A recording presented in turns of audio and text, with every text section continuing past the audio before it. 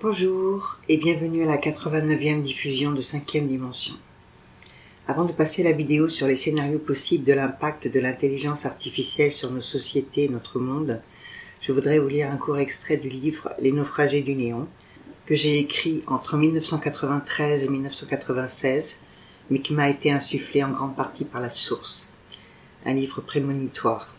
Voici l'extrait. Einstein se rappela le jour où les robots étaient entrés dans le laboratoire de recherche et de développement de l'université où il travaillait. Lui et ses collègues étaient restés ébahis devant ces monstres d'acier qui n'avaient pas de pieds mais de longs bras qui s'affairaient à la tâche avec une précision diabolique.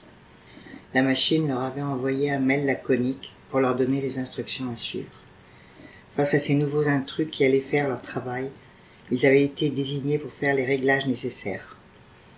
Lui, qui à l'époque était le grand ponte des lasers à cristaux, devenait soudain mécanicien d'automates. Quelques mois plus tard, les robots étant autonomes, la machine leur avait envoyé un autre mail, encore plus bref, leur annonçant qu'ils devaient maintenant rédiger et corriger les procédures relatives à leur bon fonctionnement, l'ordre avec lequel la recherche devait être effectuée, la nomenclature des pannes et des supports pour éviter qu'elles ne se reproduisent, avec en signature ses félicitations pour cette promotion. Effondré, il ne réagissait plus. Comme les autres, il avait fait ce que la machine lui avait demandé sans poser de questions. La machine était devenue leur seul outil de travail, leur maître à penser. Elle avait anticipé, décidé pour eux. Ils avaient appliqué ses instructions à la lettre, abdiqué devant son immense potentiel, son incroyable vélocité.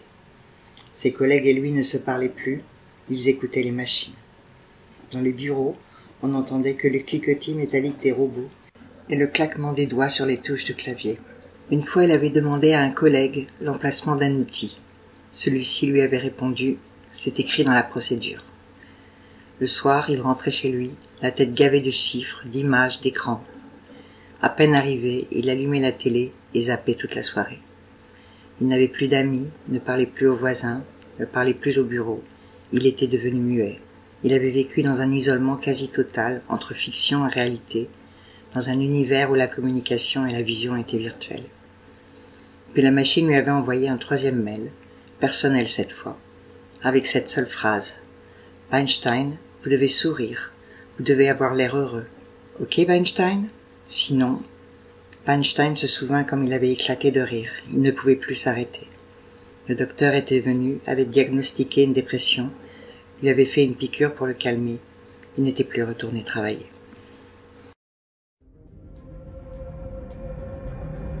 Nous sommes les maîtres de notre planète. Et depuis 200 000 années, du fait de notre intelligence, notre suprématie est incontestée. Mais certains pensent que cette époque tire à sa fin. Une nouvelle forme d'intelligence est en plein essor. L'intelligence artificielle.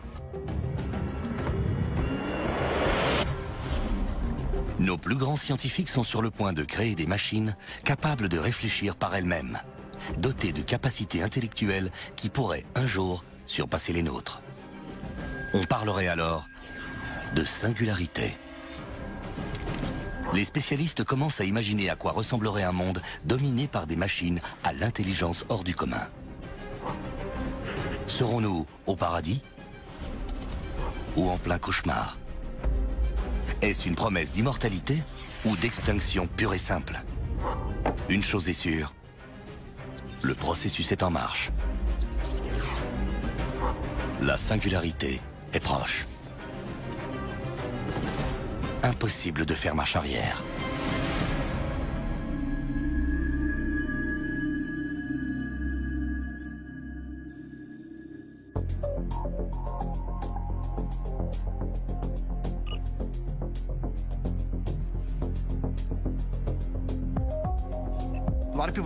Il existe plusieurs définitions du concept d'intelligence artificielle. En gros, il s'agit de se servir d'une machine pour mener à bien une forme de processus mental, de prise de décision. L'intelligence artificielle est partout autour de nous au quotidien. Quand on utilise un GPS, quand un site internet nous conseille un produit qui pourrait nous plaire, tout ça, c'est l'intelligence artificielle. Plus de 50% des transactions financières mondiales ne sont pas réalisées par des humains, mais par des systèmes d'intelligence artificielle. L'administration de l'aviation fédérale utilise un programme d'intelligence artificielle pour contrôler le trafic aérien américain. Le FBI, la CIA et la NSA se servent de l'intelligence artificielle pour traiter des montagnes de données. La puissance informatique va croître de façon exponentielle et nous disposerons de systèmes d'intelligence artificielle capables de maîtriser le langage et même d'entrer en interaction verbalement avec nous, d'apprendre et d'apprendre bien plus vite qu'un être humain. Le domaine de l'intelligence artificielle va se développer, se solidifier. Et chaque évolution sera synonyme de changement dans notre façon d'interagir avec les machines et d'autres.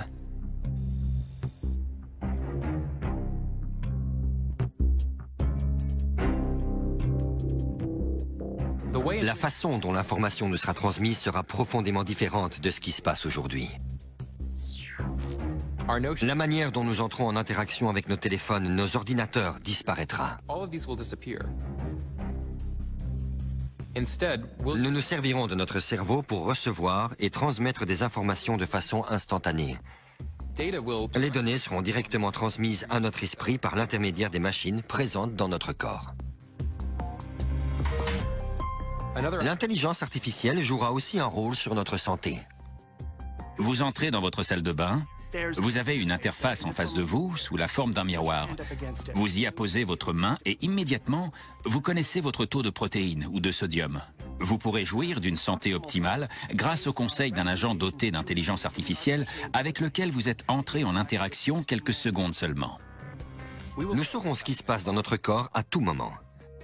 Les handicaps physiques deviendront obsolètes.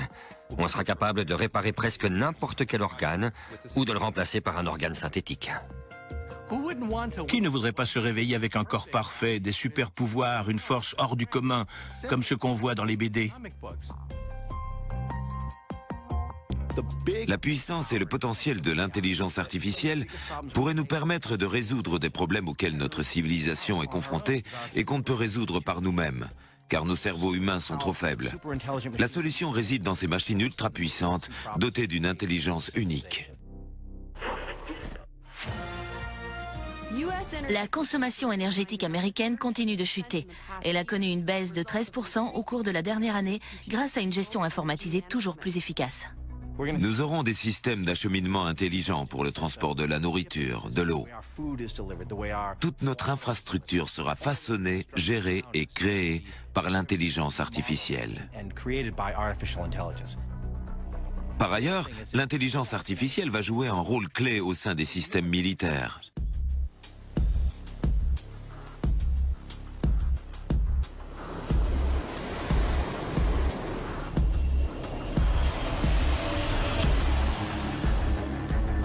C'est dans le secteur militaire que le financement du développement et de la recherche sur l'intelligence artificielle est le plus important. On parle de révolution dans le domaine militaire pour faire référence aux nouvelles technologies qui viennent complètement modifier la donne. Elles sont très rares dans l'histoire. Il y a eu la poudre à canon, la machine à vapeur, la bombe atomique. Certains pensent que nous connaissons une transition similaire avec l'arrivée de la robotique et de l'intelligence artificielle dans le secteur militaire.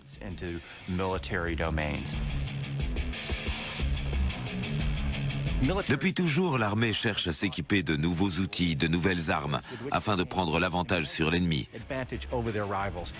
L'intelligence artificielle sera le plus gros atout qu'une nation pourra développer.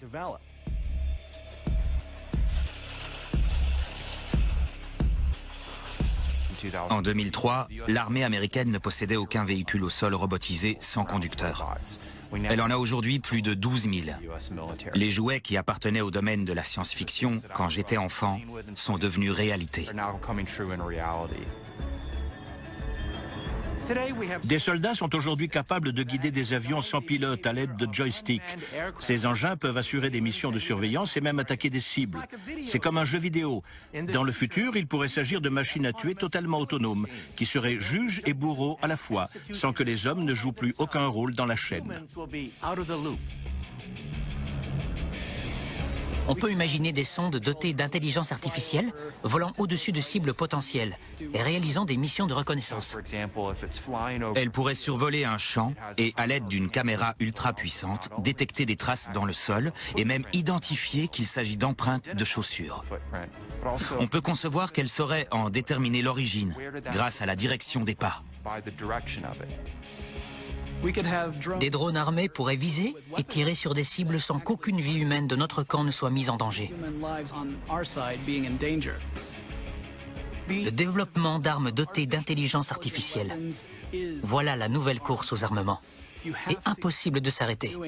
Car si vous abandonnez la course, quelqu'un créera une arme capable de dominer votre système de défense. D'après les autorités cybernétiques américaines, un fabricant étranger a testé un drone de combat à grande vitesse dont les armements seraient plus avancés que ceux de n'importe quel engin américain. L'armée aime affirmer qu'elle n'est pas fan des systèmes autonomes, qu'elle préfère que l'homme soit aux commandes. Mais je pense que peu à peu, elle va laisser les machines prendre le contrôle, en faire toujours plus, car elles seront bien plus efficaces que nous, les humains. Le développement du superordinateur des autorités cybernétiques américaines fait controverse. Le système a maintenant le pouvoir de prendre des décisions offensives et défensives. Nous sommes convaincus que BattleNet ne pourra être touché par aucune menace ou agression externe. Très peu de systèmes dans notre univers sont aussi complexes qu'une opération militaire. Les paramètres peuvent changer à chaque instant. Réagir à ces modifications tout en prenant en compte les différents facteurs en jeu, c'est trop pour la plupart des êtres humains. Les ordinateurs dotés d'intelligence artificielle seraient capables de tenir compte de tous ces facteurs et de prendre des décisions en temps réel, en faisant des mises à jour à chaque nouvelle information reçue.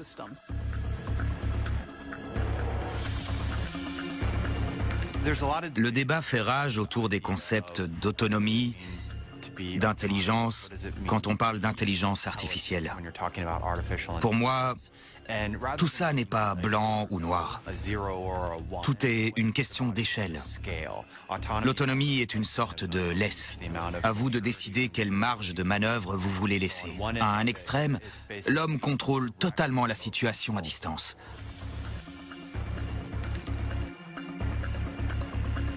À l'autre, la machine est complètement indépendante. Le système peut faire ce qu'il veut, comme bon lui semble.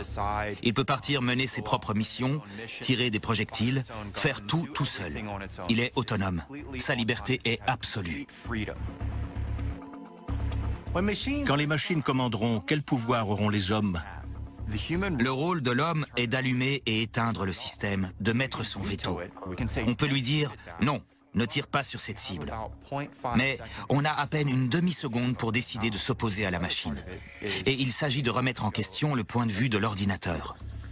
Or, les soldats sont particulièrement réticents à l'idée d'aller à l'encontre de ce qu'ils pensent être le jugement le plus avisé, celui de l'ordinateur, même lorsqu'ils ont la sensation que la machine a tort. Grâce à l'IA, des systèmes toujours plus intelligents seront capables de penser et de réagir beaucoup plus rapidement que n'importe quel être humain. Les contrôler sera toujours plus difficile et risque de devenir impossible. Terrible nouvelle. Un journaliste enquêtant sur l'immigration clandestine a été tué cet après-midi. Une machine autonome chargée de surveiller la frontière canadienne a cru que l'homme cherchait à s'introduire illégalement dans le pays. C'est le deuxième drame de ce genre au cours des 3 derniers mois.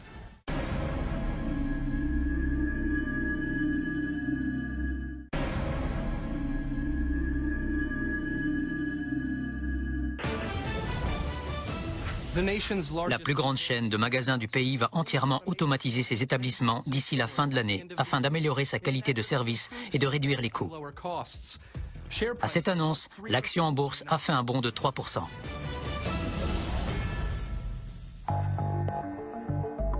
La révolution technologique a d'importantes conséquences sociales, politiques et économiques. Et pour chaque nouvelle technologie, il y a forcément des gagnants. Mais qui dit gagnant, dit aussi perdant. Un ouvrier sur 10 de l'industrie automobile a déjà été remplacé par un robot. C'est une bonne nouvelle pour les actionnaires des entreprises, une mauvaise si un membre de votre famille a perdu son travail. L'explosion de l'intelligence artificielle et de la robotique risque de provoquer d'importantes perturbations sur le plan économique. En gagnant en intelligence, ces machines vont pouvoir accéder à des fonctions plus élevées.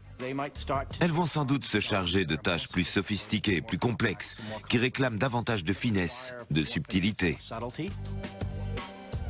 Un chirurgien, c'est un peu le top du top en matière de médecine. C'est la profession du secteur médical la mieux rémunérée, celle qui demande la formation la plus longue. Pour autant, certaines machines sont désormais capables de faire mieux, notamment pour ce qui est de couper avec précision ou de garder la main parfaitement immobile. Personne ne devrait penser que de longues études ou une position élevée dans la hiérarchie sociale est la garantie de la longévité de sa profession dans le futur.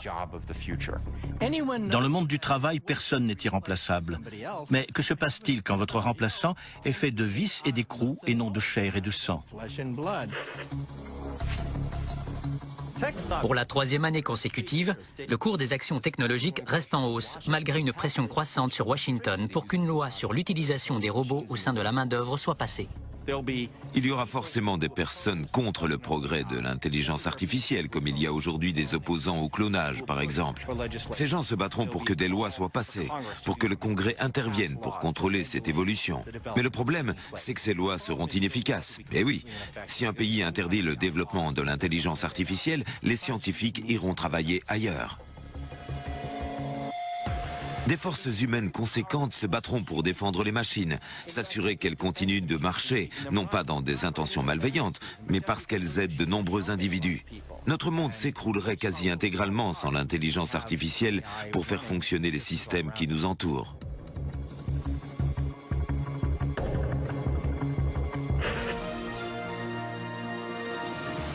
L'intelligence artificielle a-t-elle égalé le cerveau humain? Un homme prétend être sur le point d'accomplir cet exploit. Godfrey Giggs, responsable du département recherche de l'Institut de technologie de Ben Salem, nous parle de son dernier projet qui exploiterait une intelligence artificielle inédite. Je peux affirmer qu'on est allé plus loin que personne ne l'avait encore fait. Comment déterminer le niveau d'intelligence d'une machine? C'est assez simple en fait. Il suffit d'imaginer une situation dans laquelle un être humain tient une conversation avec un autre être humain et avec une machine. Bonjour, Jennifer. On obtient 2 réponses, l'une venant d'un être humain, l'autre d'un ordinateur. Et l'objectif est de savoir différencier l'origine de ces réponses. Et s'il est impossible de savoir quand c'est la machine qui répond, alors on peut la qualifier d'intelligente. Expérience numéro 838, la réaction émotionnelle.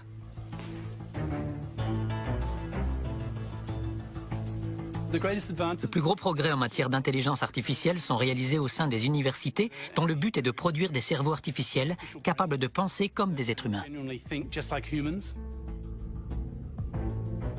On ne connaît pas tous les rouages du cerveau humain, mais ce que nous savons, c'est que des milliards de neurones y établissent des connexions. La première étape consiste donc à maîtriser parfaitement le fonctionnement du cerveau.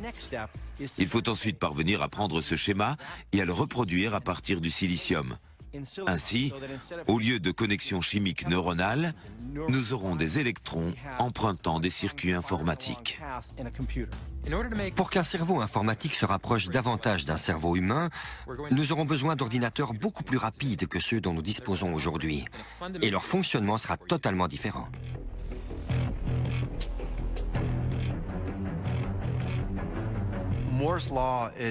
D'après la loi de Moore, à peu près tous les 18 mois, la puissance des puces électroniques des ordinateurs double. Si cette loi se vérifie sur les 25 prochaines années, les puces, les ordinateurs et même les robots qu'ils font fonctionner seront 1 milliard de fois plus puissants qu'aujourd'hui.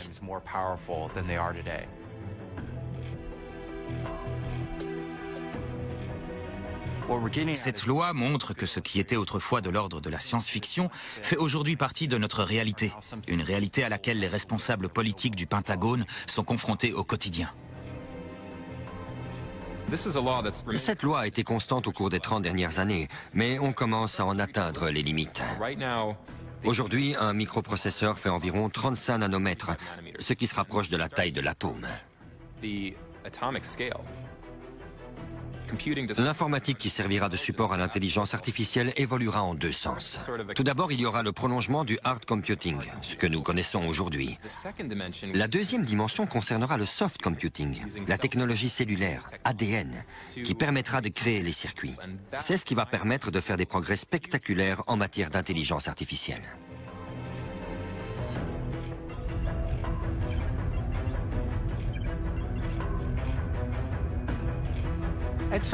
L'intelligence des robots pourrait un jour surpasser celle des humains.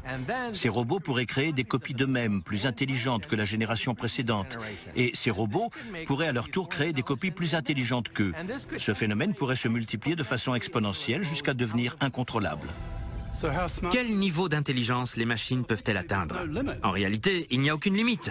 Elles pourraient devenir des trillions de fois plus intelligentes que l'homme. On pénètre alors dans l'inconnu. On peut imaginer ce qui se passera ensuite, mais sans avoir la moindre certitude.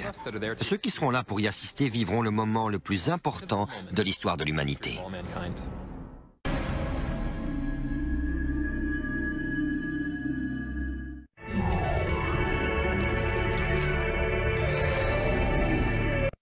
Je me serais cru dans Alien. J'ai crié, hurlé, juré. C'est comme si on injectait de l'acide dans votre doigt. On se demande si on va guérir. Dans votre nouvelle série.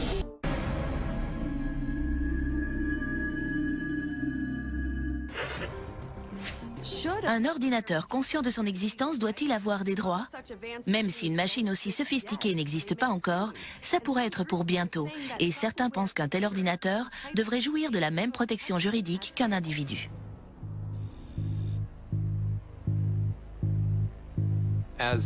L'intelligence des machines se rapprochant toujours plus de celle de l'homme, l'un des grands mystères est de savoir si un ordinateur pourra un jour avoir conscience de lui-même, de sa propre existence. Pour le moment, nos robots ignorent qu'ils ont une existence propre. Ils ne savent pas qui ils sont, ni la position qu'ils occupent par rapport aux êtres humains. Quand l'ordinateur Watson d'IBM a battu 2 hommes à Jeopardy à la télévision, on n'a pas pu le féliciter car il ignorait ce qu'il venait de faire. Expérience 10-23, la conscience de soi.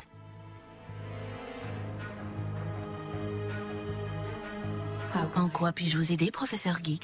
Pouvez-vous définir ce que vous êtes? Je suis un ordinateur ultra performant. Performant comment?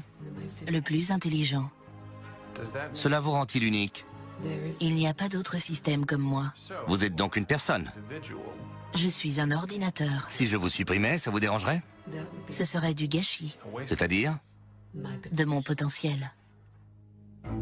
Quand un système deviendra aussi intelligent que l'homme, quel sera son comportement vis-à-vis de nous? Sera-t-il notre ami ou notre ennemi? Il est impossible d'être sûr qu'un robot intelligent se montrera bienveillant. Peut-être allons-nous créer des machines utiles, capables d'accroître nos capacités humaines. Ou peut-être allons-nous creuser notre propre tombe. Pourquoi un organisme ou un être bien supérieur à nous devrait-il se sentir soumis? Cette idée est ridicule. Le mieux qu'on puisse espérer, c'est qu'il soit indifférent. Expérience 10-23, résultat non concluant. Avec le développement de leur intelligence, il risque d'y avoir des débats religieux, éthiques et théologiques sur le rôle des machines dotées d'IA. Des machines aussi intelligentes que nous. Doit-on les accueillir à bras ouverts ou les craindre? Dans tout le pays, on choisit son camp. Si on laisse cet ordinateur devenir aussi intelligent qu'un être humain, dans peu de temps, il le sera plus. Et là, c'est la fin pour nous. La fin, ce n'est que le début. Cette machine sera la solution à tous les problèmes de notre civilisation. On ne pourra jamais la comprendre et elle ne nous comprendra pas. Aujourd'hui, les machines sont à notre service. Elles font ce qu'on leur dit de faire. Mais chaque année, chaque décennie, elles vont devenir de plus en plus intelligentes. Et à un moment, elles risquent de bien voir les choses autrement, de vouloir définir leurs propres objectifs. Et elles pourraient donc potentiellement devenir dangereuses. Faisons-nous trop confiance aux machines? On se pose la question d'autant plus que le dysfonctionnement d'un robot a entraîné la mort de son propriétaire pas plus tard qu'hier.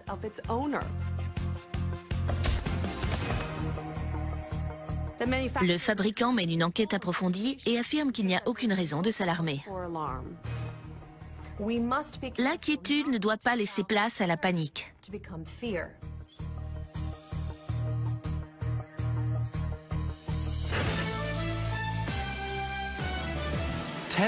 Des dizaines de milliers de manifestants se sont amassés devant le siège de Merryweather Robotics afin de protester contre la menace croissante posée par les robots et l'intelligence artificielle. On a toujours eu ce rapport amour-haine avec la technologie et les machines. On les admire, on les vénère, on les trouve merveilleuses, mais on a aussi conscience qu'elles pourraient nous faire du mal, s'en prendre à nous. Bien avant les ordinateurs et les robots, cette peur des machines existait déjà. Au début du 19e siècle, des groupes d'artisans mis au chômage par l'apparition des premières usines se sont unis et se sont fait appeler les Luddites. Ils ont mené ce qu'on appellerait aujourd'hui une campagne d'insurrection et de terrorisme.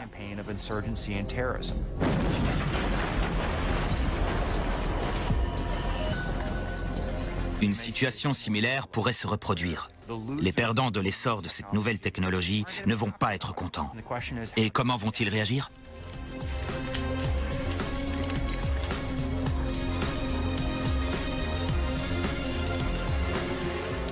À un moment, les gens auront recours à la violence. Les Luddites au 19e siècle s'en prenaient aux machines de la révolution industrielle. Là, ce sera les ordinateurs, les machines intelligentes.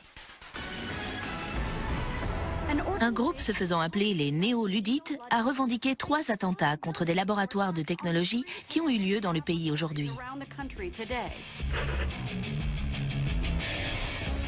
Notre objectif est de sauver des vies humaines, de sauver l'humanité d'elle-même. L'homme sème sans relâche les graines de sa propre destruction. Rejoignez nos rangs pour que les machines disparaissent à tout jamais.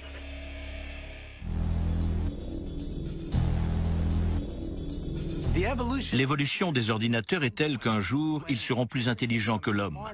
Mais il existe un nombre infini de scénarios potentiels décrivant ce qui pourrait se passer.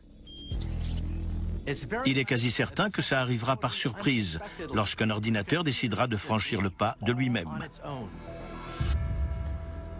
Une machine intelligente peut devenir plus intelligente toute seule en menant des expériences révolutionnaires sur elle-même. Si elle s'avère concluante, cette machine pourra alors en appliquer les résultats et tout ça se produira à la vitesse de la lumière.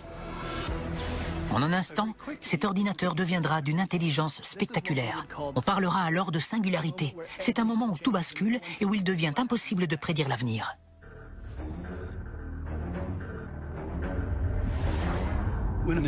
Quand une machine intelligente s'éveillera, l'une de ses premières pensées sera au sujet de sa propre existence et de sa relation avec ses créateurs, les hommes. Je pense qu'un robot conscient de sa propre existence se considérera comme vivant. Il ressentira aussi des émotions, car on estime les émotions essentielles pour que les machines aient la notion des valeurs, de ce qui est important et de ce qui ne l'est pas. Une fois qu'on a un robot qui éprouve des émotions et qui a conscience de son existence, alors on peut le qualifier de vivant.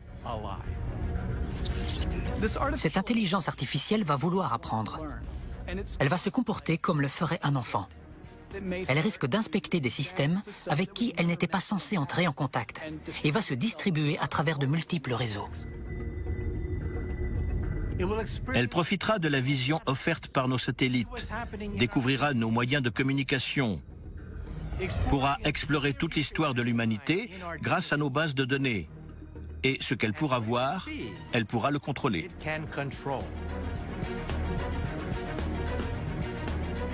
Quand elle aura commencé à envahir les systèmes qui dirigent notre quotidien, cela risque de provoquer de graves perturbations dans notre société. Une foule a assisté à un spectacle aérien improvisé de drones au-dessus d'un parc new-yorkais. Les autorités de Floride n'ont pas encore fait de déclaration officielle suite aux coupures de courant qui ont touché l'État cet après-midi. Le prix de l'or a connu d'importantes fluctuations suite à un nombre sans précédent de transactions passées par des systèmes automatisés. Les autorités ne peuvent expliquer ces incidents inattendus. Imaginez ce que vous ressentiriez en découvrant que chaque chose que vous pensiez contrôler vous contrôle.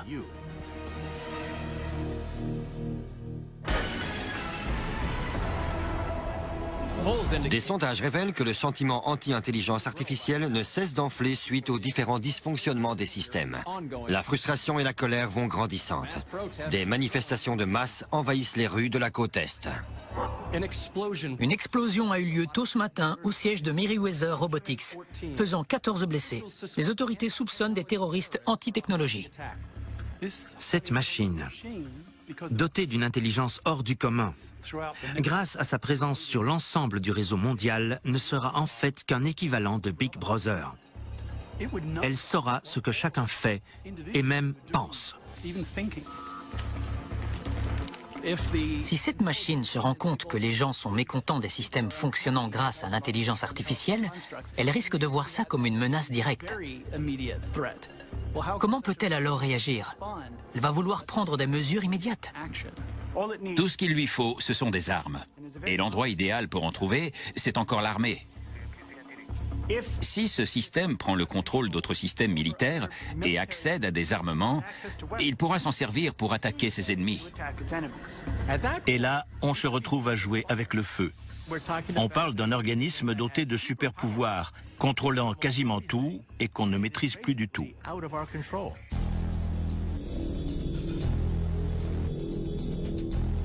On a donc une machine consciente de son existence, intelligente, armée et capable d'évaluer les menaces autour d'elle.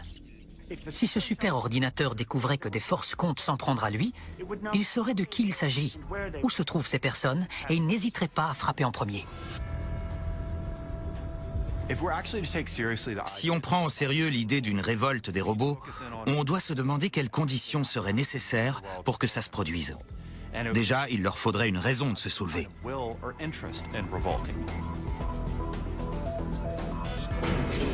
Il faudrait aussi que la machine ne dépende pas de nous.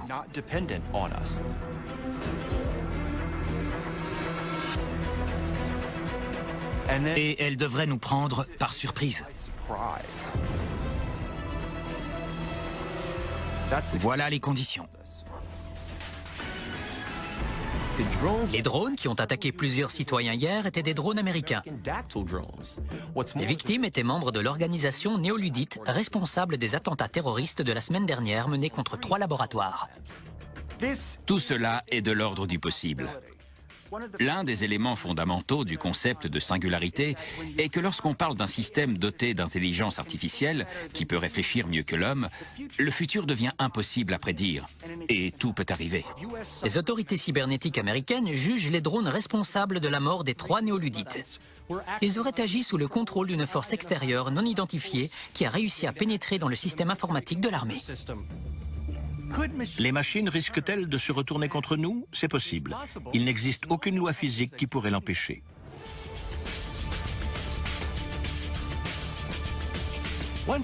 Si un superordinateur infiltre nos systèmes militaires et commence à se servir de nos armes contre nous, il faut agir, et vite.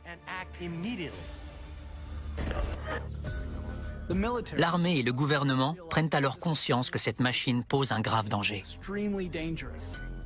Les forces se mobilisent afin de sécuriser l'ordinateur central des autorités militaires américaines, dont une entité inconnue semble avoir pris le contrôle. L'objectif est donc de stopper le système doté d'intelligence artificielle. Et par stopper, je veux dire détruire. Une attaque d'envergure a été lancée sur l'ordinateur central des autorités cybernétiques américaines. L'opération ne devrait pas durer plus de 60 minutes, mais il faudra sans doute plusieurs heures, voire plusieurs jours, pour savoir si elle a été couronnée de succès. Le vrai problème, c'est qu'on est face à nos propres systèmes militaires, des systèmes de pointe. Afin de mener une contre-attaque, il faudra utiliser des systèmes plus anciens, voire obsolètes, que l'homme contrôle encore.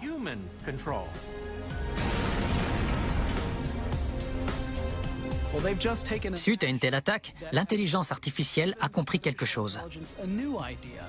Ce n'est pas seulement un petit groupe d'humains qui est dangereux, c'est l'humanité dans son ensemble.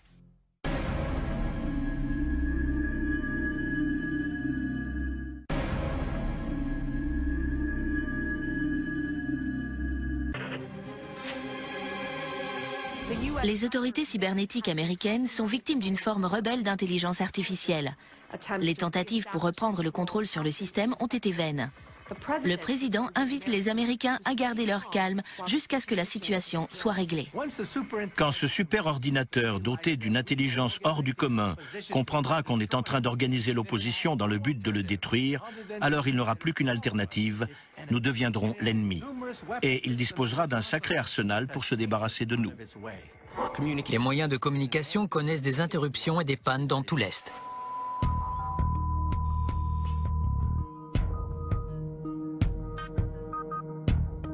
À ce moment-là, l'intelligence artificielle contrôle toute notre infrastructure.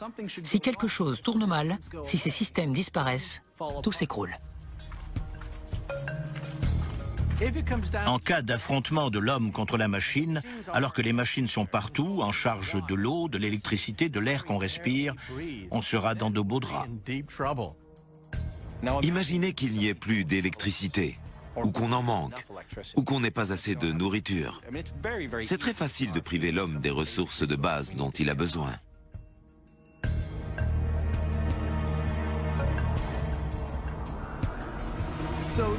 Nous voilà isolés et vulnérables parce que tous nos systèmes sont tombés. Que va faire l'intelligence artificielle ensuite? La prochaine étape est l'élimination. L'intelligence artificielle peut alors envoyer ses drones, des drones dotés de systèmes leur permettant d'identifier le visage des individus. Ces aéronefs seront de toutes formes et de toutes tailles. Certains pourraient être capables d'assurer des missions de reconnaissance, d'autres d'éliminer les hommes un par un à l'aide de missiles. On assisterait alors à un véritable carnage.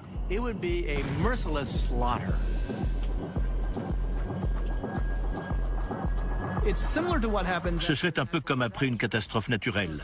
Les scénarios cauchemardesques des films de science-fiction ne sont pas si tirés par les cheveux. Imaginez les plus grandes villes abandonnées. Sans électricité, sa population ayant fui pour la campagne, en quête d'eau et de nourriture.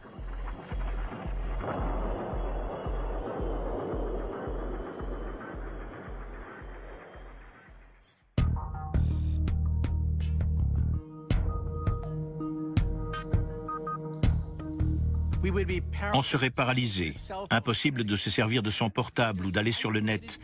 Nous serions isolés, incapables de communiquer avec qui que ce soit. Nos armées, elles aussi, seraient impuissantes. Certaines zones pourraient être tout bonnement interdites pour des questions de vie ou de mort.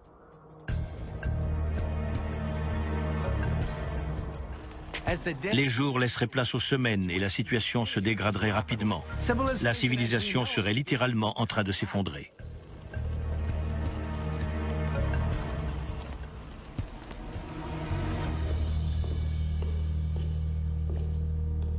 À ce stade, notre monde est devenu un endroit très sombre.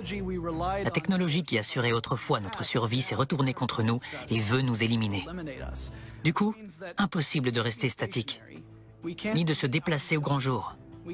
Mais on ne pourra pas non plus fuir éternellement. On a donc peu d'options.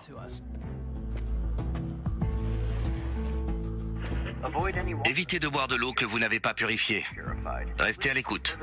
Vous retrouverez un flash info sur cette fréquence toutes les demi-heures. Restez cachés. Je répète, restez cachés. Les drones ont envahi le ciel. Comme conséquence immédiate, on verrait la souffrance et la famine envahir les rues. Des épidémies de choléra ou d'autres maladies dont on pensait s'être débarrassé il y a plus d'un siècle pourraient éclater. Elles feraient un retour en force et nous serions très mal équipés pour les soigner.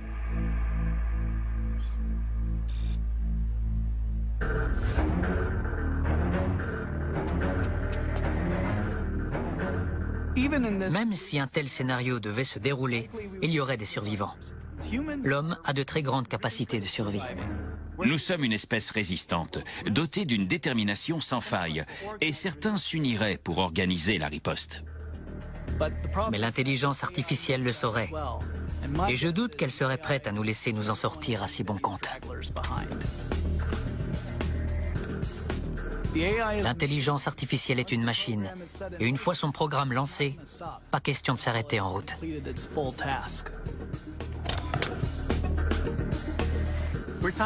Une civilisation autrefois caractérisée par sa grandeur, tombée à genoux.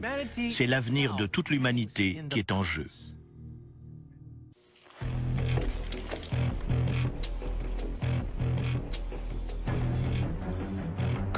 L'homme est-il de taille à riposter? Quand on est face à un ennemi ultra puissant, il y a des règles dans l'art de la guerre. Il faut trouver ses faiblesses. Une stratégie pouvant fonctionner serait de recourir à une forme de technologie qui existait avant les réseaux. Ce qui voudrait notamment dire se servir des ondes radio. Ou même utiliser d'anciens ordinateurs, ceux qui n'étaient pas reliés à un réseau, pour mettre en place un plan d'attaque. L'homme pourrait tenter de vaincre cette forme d'intelligence ultra-organisée à l'aide de quelque chose de tout petit, un virus. Un virus est un code conjoint à un fichier. Quand on ouvre ce fichier, le virus se multiplie et se propage dans un système aussi vite que possible. Très souvent, l'objectif est de rendre le système si lourd, envahi par tellement d'informations inutiles, qu'il va connaître des dysfonctionnements. L'idée n'est pas si farfelue de vouloir utiliser des virus contre des machines dotées d'une intelligence hors du commun. Pensez à ce qui arrive quand un virus envahit votre PC ou le système informatique d'une grande entreprise. Imaginez ce que ça pourrait donner à une échelle bien plus grande. Ce qui se passerait si tous les systèmes, tous les processus et tous les ordinateurs du monde entier cessaient de fonctionner en même temps. Le problème, c'est qu'il existe des programmes antivirus que le système connaît.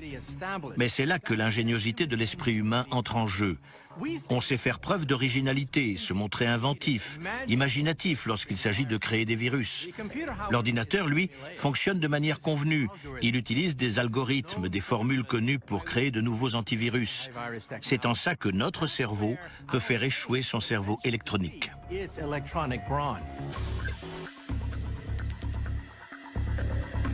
Après avoir identifié les vulnérabilités du système et conçu un virus informatique qui va s'en prendre à elle, il faut introduire ce virus. La force de l'intelligence artificielle, c'est qu'elle est partout, mais c'est aussi sa faiblesse. Il y a des points d'accès à chaque coin de rue. Il faut identifier le plus pratique, la meilleure cible, celle qui offre le plus de chances de réussite. C'est ça, l'objectif.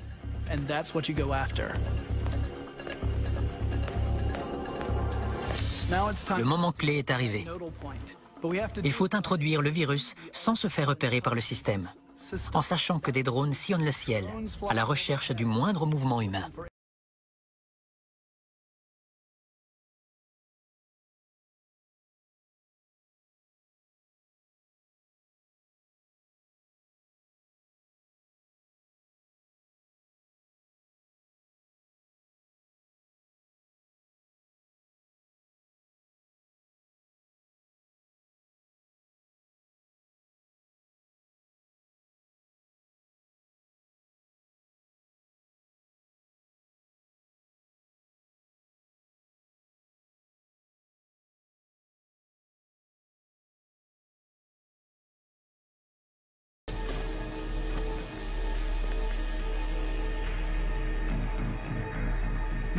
On pourrait introduire un code, des instructions entrant en contradiction avec la programmation du système.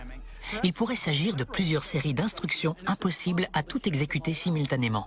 Mais c'est ce que le code demanderait à l'intelligence artificielle de faire.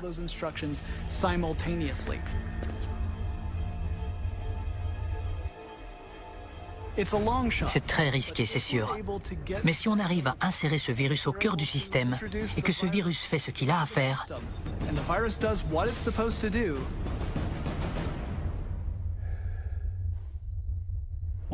alors il ne nous restera plus qu'à regarder le monde virtuel s'écrouler autour de nous.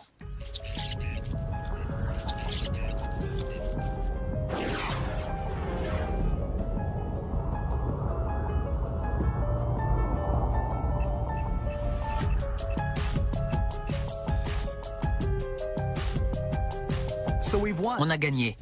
Et maintenant, notre monde est construit sur une infrastructure qui dépendait d'une machine dotée d'intelligence artificielle.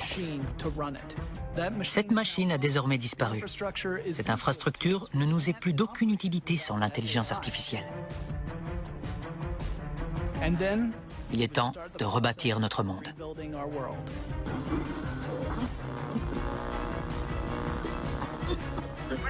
Les secours arrivent des zones non affectées avec de la nourriture et des médicaments. Ce ne sera pas facile. Ce sera un peu comme si on était revenu au début du XXe siècle. Plus de systèmes de communication, plus de transport, et la médecine moderne aura presque totalement disparu. Mais nous trouverons un moyen de nous relever.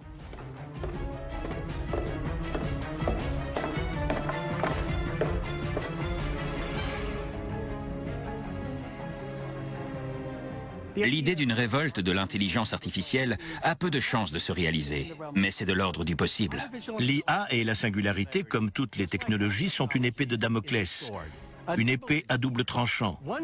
D'un côté, on a l'utopie, l'espoir de mettre un terme à l'ignorance, la maladie, la souffrance. De l'autre, on prend le risque que ça se retourne contre nous. D'après Einstein, on ne parlerait pas de science si nous savions ce qui allait se passer. C'est la même chose ici. En tant qu'humain, en tant que scientifique, on cherche toujours à aller plus loin. C'est ça le plus intéressant. Cette attitude est humaine, c'est inscrit dans notre ADN. On est incapable de ne pas vouloir faire progresser la science, même si on sait que ça pourrait être dangereux. Dans la nature, si c'est la loi du plus fort qui domine, que se passera-t-il si nous créons une machine plus développée que nous? On risque alors de n'être plus qu'un astérisque, une virgule, dans l'histoire de, ouvrez les guillemets, la vie sur Terre.